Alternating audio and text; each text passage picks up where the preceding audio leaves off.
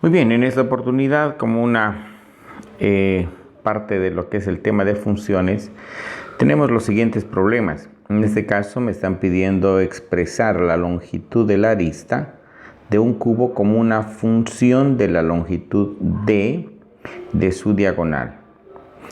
La diagonal del cubo la podemos observar acá, es esta, ¿sí? No hay que confundir, ¿no?, la diagonal del cubo con la diagonal de una de sus caras, por ejemplo esta de acá, ¿no?, la de color verde.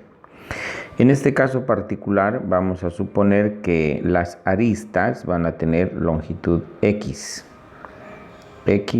¿no?, y x por acá. ¿Está bien? Entonces, bueno, recordando un poquito, si quisiéramos determinar, por ejemplo, la diagonal de una de sus caras, ¿sí?, aplicaríamos el teorema de Pitágoras y vemos que esta diagonal en realidad viene a estar formando la hipotenusa, ¿no?, porque evidentemente este lado también vale x. Entonces, si aplicamos el teorema de Pitágoras, diremos de que la diagonal de una de las caras va a ser la raíz cuadrada de x cuadrado más x al cuadrado. Y eso será igual a justamente raíz cuadrada de 2x, ¿no? Bien. Pero esa es la diagonal de una de sus caras. A mí lo que me interesa es la diagonal, esta de acá, la de color rojo, esa diagonal, ¿sí?, del cubo. Podría aplicar lo mismo, ¿sí?, pero en esta ocasión con una de las aristas, esta diagonal de una de las caras y la diagonal que yo quiero obtener. Y haciendo el procedimiento correspondiente vamos a determinar que la diagonal es igual a raíz cuadrada de 3x, ¿no? También aplicamos el teorema de Pitágoras y ya está. Pero ahora bien, la orden dice que yo exprese la arista, no olvidemos que esta es la arista, ¿no? Esta es la arista, ¿sí?, arista x. La arista como una función de la longitud d de su diagonal. Entonces lo que tengo que hacer es despejar la x, y en este caso si despejamos la x estaríamos diciendo que la x es igual a la diagonal sobre la raíz cuadrada de 3. Listo, de esta manera yo podría decir que x, la arista, es una función que depende de la diagonal y es igual a d sobre la raíz cuadrada de 3. ¿Está bien? Noten que en este caso lo que nosotros comúnmente utilizamos con el nombre de fórmulas, fundamentalmente en física, se pueden observar desde el punto de vista de funciones. En este caso la arista está dependiendo de una variable, que en este caso es la diagonal del cubo, ¿cierto?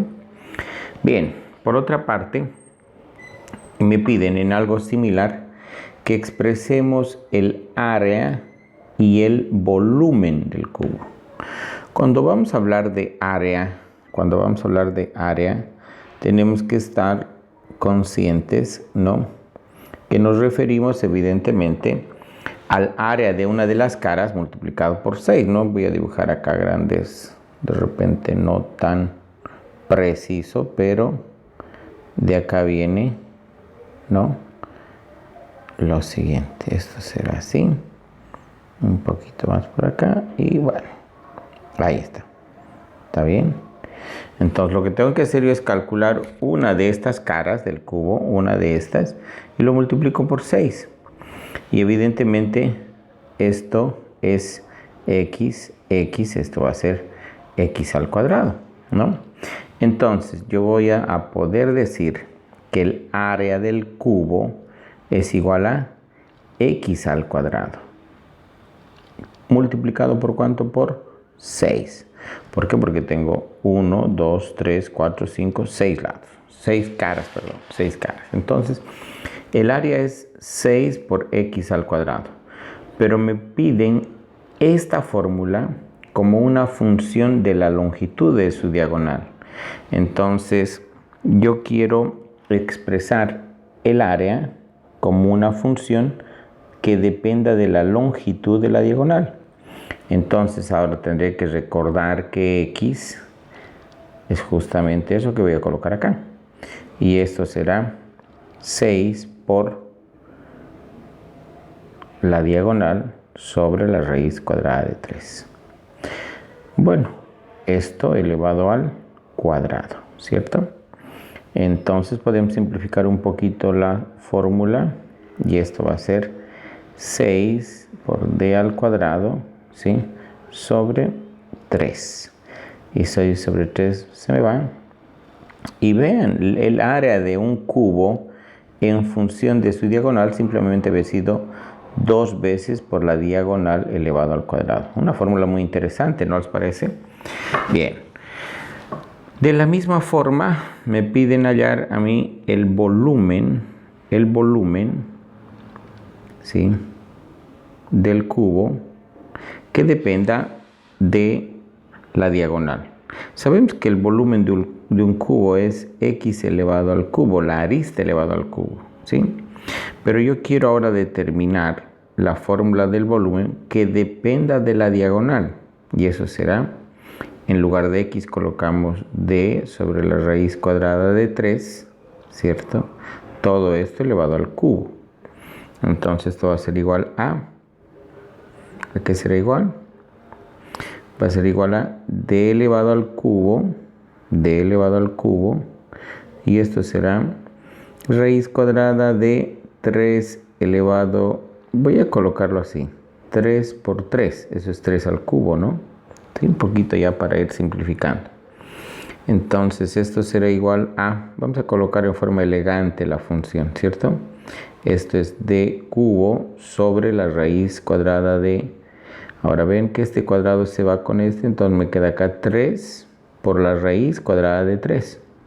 Ahora lo que podemos hacer es racionalizar esa raíz cuadrada de 3 en el denominador. Por tanto, la fórmula del volumen que dependa de la diagonal será igual a simplemente raíz cuadrada de 3 sobre, aquí me va a dar 9, ¿no? 9 diagonal elevado al cubo. Listo, ¿ven?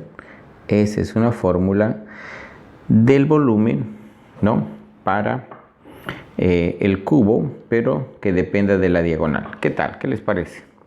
Y habríamos solucionado el problema, ¿no?, relacionado a este cuerpo geométrico que nos pedía determinar la arista, el área y el volumen, pero como una función que depende de la diagonal. ¿Ok? Bien, veamos otro ejemplo, ¿no?, que de repente ha causado alguna cierta dificultad.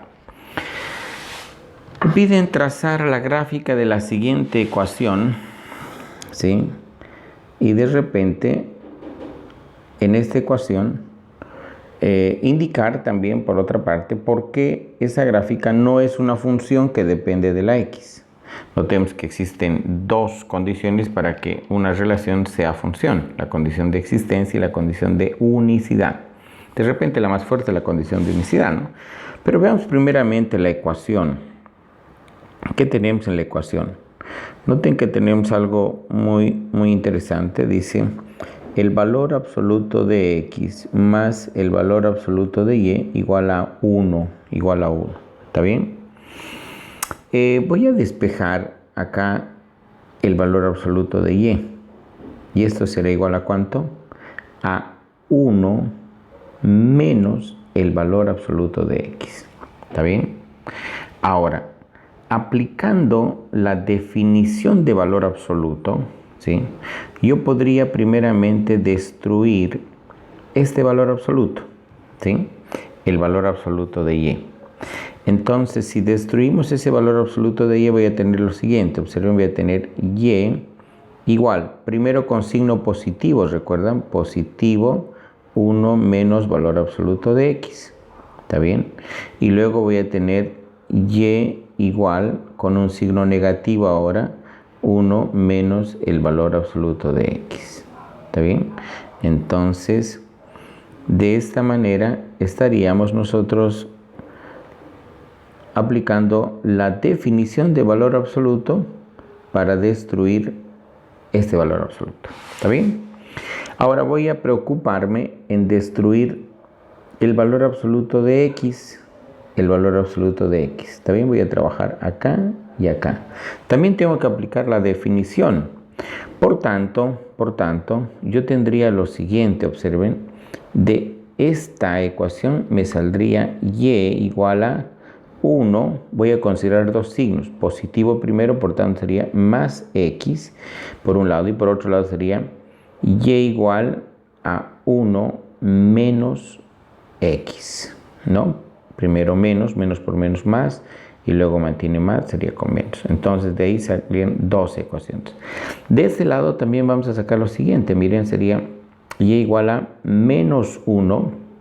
Y si lo dejo con positivo va a ser menos por menos más x. Y también podría salir acá sería y igual a, ¿cuánto? Menos 1 menos x, ¿sí? Bien, observen ahí ustedes, tenemos nosotros 4 ecuaciones, ¿no? 4 ecuaciones. Si las consideramos evidentemente de manera independiente, cada una de estas va a representar a una recta, ¿no? Tenemos a continuación la gráfica de las 4 rectas. La primera gráfica, ¿no? La número 1, vean acá, pasa por 1, pendiente 1, entonces va a la derecha arriba 1, entonces va a ser esta de acá, la vamos a pintar de color, del color que corresponde, ¿está bien? Entonces, en este caso, el número 1, la ecuación número 1 es esta de acá, ¿sí? La de color naranja. ¿Estamos de acuerdo? ¿Sí? Ahora, esta de acá sería la ecuación, ojo, que también pasa por el punto 1, pero tiene pendiente negativa. Eso quiere decir uno a la derecha, uno hacia abajo, ¿no? Uno a la derecha, uno hacia abajo. Ahí está. Entonces, esta sería la ecuación número 2. ¿Está bien? Luego tenemos las ecuaciones acá, número 3, número 4. Pasa por menos 1, que sería el punto de acá. Pendiente 1. Entonces, en este caso, esta ecuación sería la número 3. Pasa por menos 1 por acá. Pendiente positivo, 1 a la derecha, 1 hacia arriba. Entonces, se va moviendo de acá. Esta es la número 3. ¿Está bien? Y finalmente la número 4. La número 4 sería esta, ¿no? La número 4. Pasa por menos 1, pendiente menos 1. Es decir, 1 a la derecha y 1 hacia abajo, ¿cierto? Entonces, esta sería la ecuación de la recta número 4, ¿sí? Ahora, no podemos decir que todo esto, ¿sí?, es el gráfico de esta ecuación. No es. Con toda seguridad. ¿Por qué no es? Veamos. Primeramente, vamos a observar esta expresión, ¿sí? El valor absoluto de y. Ahora, el valor absoluto de una expresión siempre va a generar un valor positivo, ¿verdad? No vamos a esperar de que acá nos dé como resultado un número negativo. Entonces, ¿cómo tendría que ser el valor de x para que toda esta expresión nos genere un valor positivo? Porque estamos hablando del valor absoluto de y. ¿Cómo tendría que ser x? Vamos a volver a escribir acá. El valor absoluto de y, ¿cierto?, es igual a 1 menos el valor absoluto de x. Entonces, para que esta expresión sea positiva, ¿qué tiene que pasar con x? X, observen, tiene que ser sí o sí mayor o igual a menos 1 y menor o igual a 1. En el momento, ¿no?, en que este valor sea, pongan el caso que sea 2, va a ser esto 1 menos valor absoluto de 2, y esto va a ser 1 menos 2, y eso da menos 1. Y este valor no se le puede asignar a y. al valor absoluto de y, porque el valor absoluto de y siempre es positivo. Entonces es importante observar que en el valor de x yo voy a definir solamente desde menos 1 hasta 1, no más. No puedo irme para otro lado, ¿cierto? Bien, entonces ahora, de la misma manera, si nosotros, por ejemplo, hacemos el trabajo de despejar el valor absoluto de x acá, esto será 1 menos el valor absoluto de y, ¿cierto? Entonces, lo mismo. Vean acá, este es valor absoluto. Ahora la pregunta es, todo esto tiene que ser, ¿qué cosa? Positivo. Y para que sea positivo, ¿cómo tiene que ser y? Necesariamente y tiene que ser mayor o igual a menos 1 y menor o igual a 1. No existe otra alternativa, no hay otra alternativa. Entonces eso quiere decir que en y también me voy a mover desde menos 1 hasta 1. ¿Está bien? Hasta 1. ¿Estamos de acuerdo? Entonces, evidentemente, todas estas regiones se van a tener que eliminar, no son parte del gráfico, ¿sí? El gráfico al final va a corresponder solamente desde menos 1 a 1, vendrá este pedacito acá y este de acá. ¿Ven? El gráfico de esta expresión, el gráfico de esto es eso. ¿Estamos de acuerdo? Entonces, al final, yo voy a escribirlo eso acá. ¿Vean? O voy a dibujarlo, perdón, desde menos 1 a 1. Desde menos 1 a 1. ¿Sí? El gráfico que acabo de encontrar.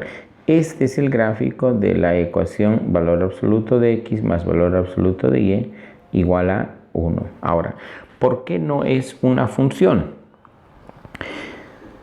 Sencillamente, porque podemos decir rápidamente que no cumple la condición de unicidad aplicando la ley de la recta vertical. Si yo trazo una línea vertical por cualquier parte del gráfico, puedo observar que esta línea vertical va a cortar en 2 puntos. Por ejemplo, vean ese, ¿no? O podemos cualquier otro pedazo, cualquier otra parte del gráfico. Vean ahí, podemos hacer esto y también corta en 2. Suficiente con que haya uno. Entonces, por esa razón, vamos a decir que el gráfico de esta ecuación no es una función, ¿no?, que dependa de la variable x. ¿Sí? Bien, esperemos que haya sido de su comprensión este video y estaremos grabando otros también para futuros ejercicios. Gracias.